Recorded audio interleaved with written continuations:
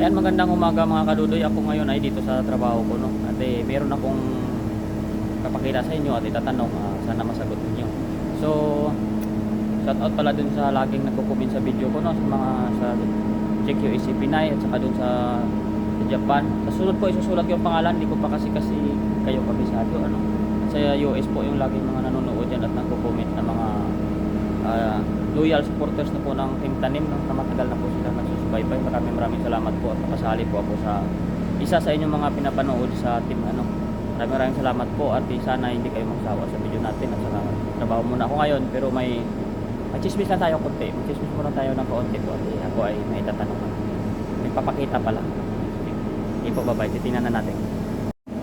At ayan nga mga kadudoy, ako ay dito sa trabaho ko ay yung mga item namin kasi nilalagyan namin ho yan ng tinatawag na ID niya, no. Kasi ito po yan. Yan. ID yan, parang traceable siya na makikita yan ng mga item namin kung saan napunta, at saka ini-encode ko po yan dito sa computer, ano. So ini-encode ko po yan. Dati po ang gamit ko ay bago pa ako dito sa Taiwan ay tablet ko ini-encode yun hanggang sa pinalitan po nila ng laptop.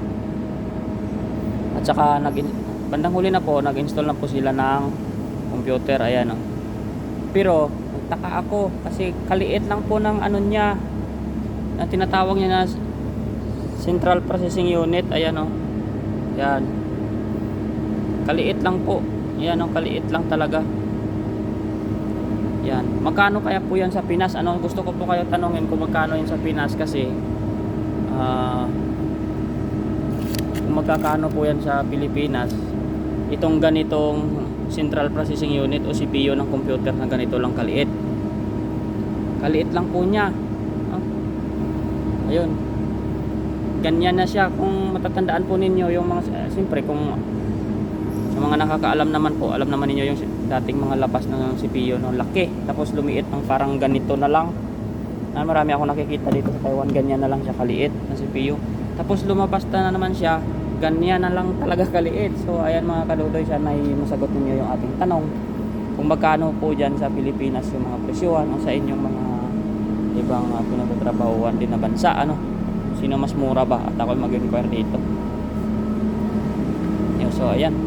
At sa panahon naman natin ngayon ay ayan, medyo makulimlim tayo at iwan ko kung uulan po mga kadudoy. So ayan mga kadudoy, tayo ay ito po, itong aircon ni boss pala, di ano ito, di tubig. Ayan, ilagyan niya ng tubig yan, eh. Ayan, ilagyan niya ng tubig tapos ka-aircon niya dyan siya, oh. Magkatabi kami ni boss dito, eh. Dyan yan siya, di ka-aircon. Magkano kaya sa Pilipinas, ano? Ayan, tulak-tulak mo lang.